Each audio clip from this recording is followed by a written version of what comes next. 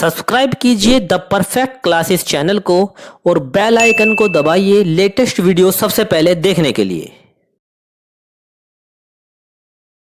Hello student, the perfect classes में आप सभी का स्वागत है। शिक्षा निदेशालय राष्ट्रीय राजधानी क्षेत्र दिल्ली की वर्कशीट नंबर 20 डिस्कस कर रहे हैं बच्चों। 7 दिसंबर 2020 की वर्कशीट है, क्लास 8 की। विषय है सामाजिक विज्ञान, इतिहास, पाठ 5, जब जनता बगावत करती है।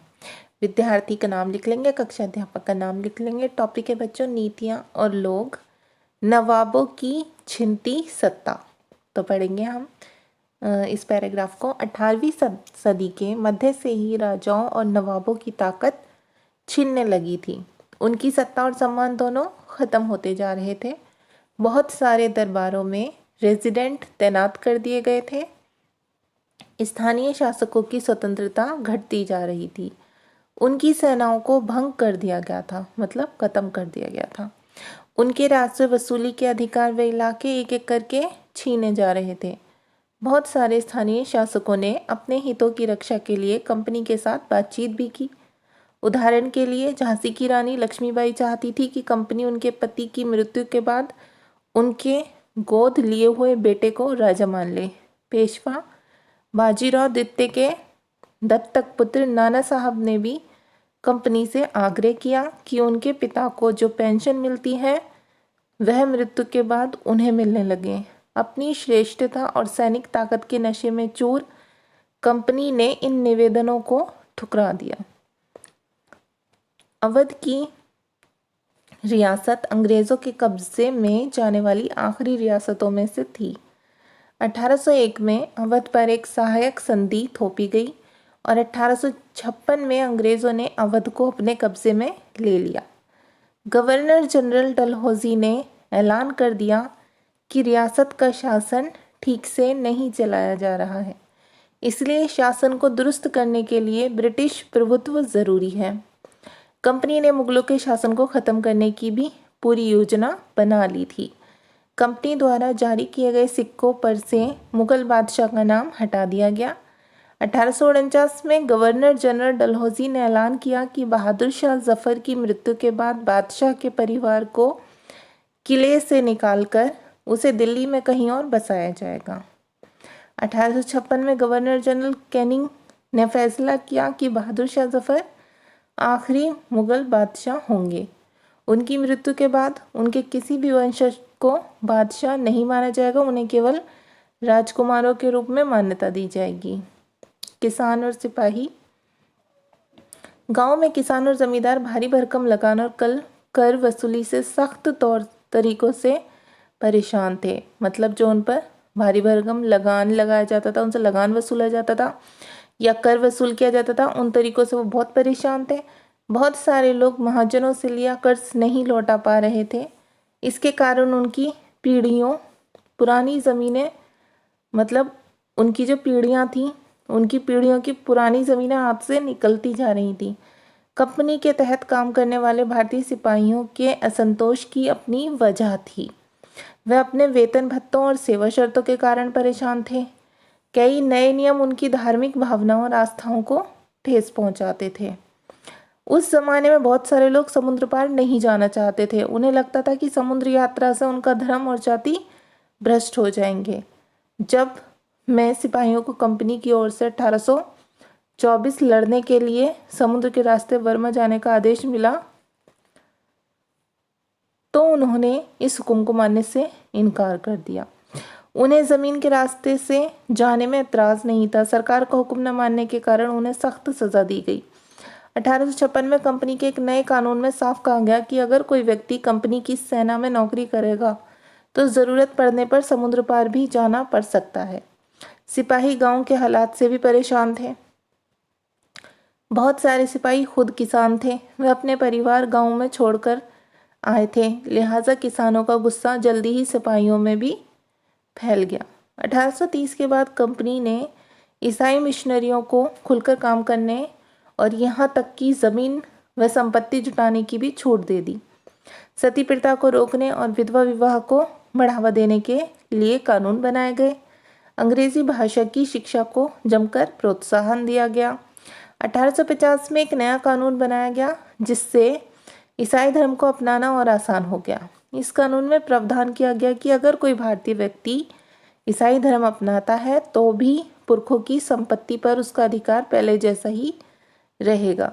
इन सभी कदमों से भारतीयों के बड़े वर्ग को यकीन हो गया कि अंग्रेज उनका धर्म, उनके सामाजिक रीति रिवाज और परंपरागत जीवन शैली को नष्ट कर रहे हैं। अब क्वेश्चन आंसर देखते हैं बच्चों। क्वेश्चन नंबर 1 है, स्थानीय शासकों की स्वतंत्रता क्यों घटती जा रही थी? तो इसका आंसर हम लिखेंगे स्थानीय शासकों की स्वतंत्रता। ठीक है, इसे नहीं लिखेंगे, फिर लिखेंगे घटती जा रही थी क्योंकि। ठीक है, इसके बाद आप लिखेंगे क्योंकि के बाद आंसर नंबर 1 यहाँ से, क्योंकि उनकी सेनाओं को भंग कर। ठीक है बच्चों, उनकी सेनाओं को भंग कर दिया गया था। उनके राजस्व वसूली के अधिकार वे इलाके एक एक करके छीने जा रहे थे। ठीक है बच्चों, ये लिख लेंगे आप। अब क्वेश्चन नंबर 2 देख लेते हैं हम। क्वेश्चन नंबर 2 है, कंपनी ने मुगल शासकों के आधिपत्य को किस प्रकार खत्म किया? तो इसका आंसर आप लिखेंगे 2 का। देखिए, इसका आंसर आप कंपनी से स्टार्ट करेंगे, यहाँ कंपनी से। ठीक है, फिर आगे मैं बता देती हूँ। कंपनी ने मुगल शासन को खत्म करने की पूरी योजना बना ली थी। कंपनी द्वारा जारी किए गए सिक्कों पर से मुगल बादशाह का नाम हटा दिया गया। ठीक है, 1849 में गवर्नर जनरल डलहौजी ने ऐलान किया कि बहादुर शाह जफर की मृत्यु के बाद बादशाह के परिवार को लाल किले से निकालकर उसे दिल्ली में कहीं और बसाया जाएगा। 1856 में गवर्नर जनरल कैनिंग ने फैसला किया कि बहादुर शाह जफर आखिरी मुगल बादशाह होंगे। उनकी मृत्यु के बाद उनके किसी भी वंशज को बादशाह नहीं माना जाएगा, उन्हें केवल राजकुमारों के रूप में मान्यता दी जाएगी। तो ये हमारा आंसर हो जाएगा, आंसर नंबर 2। ठीक है बच्चों, अब आगे देखिए। क्वेश्चन नंबर 3 है, कंपनी के शासनकाल में सैनिक और किसान क्यों असंतुष्ट थे? तो इसका आंसर आप लिखेंगे, गांव में किसान और जमींदार भारी भरकम लगान और कर वसूली के सख्त तौर तरीकों से परेशान थे। बहुत सारे लोग महाजनों से लिया कर्ज नहीं लौटा पा रहे थे। इसके कारण उनकी पीढ़ियों की, यहाँ पर आप की लिख लेना, पुरानी ज़मीनें हाथ से निकलती जा रही थीं। कंपनी के तहत काम करने वाले भारतीय सिपाहियों के संतोष की अपनी ही वजह थी। वे अपने वेतन भत्तों और सेवा शर्तों के कारण परेशान थे। कई नए नियम उनकी धार्मिक भावनाओं और आस्थाओं को ठेस पहुंचाते थे। बस इतना ही लिखेंगे, ये आंसर 3 हो गया। अब क्वेश्चन नंबर 4 है बच्चों, भारतीयों को ऐसा क्यों लगने लगा कि अंग्रेज उनके परंपरागत जीवन शैली को नष्ट करना चाह रहे हैं? स्पष्ट कीजिए। तो ये थोड़ा लेंदी लिखना पड़ेगा आपको, यहीं से लिखेंगे आप।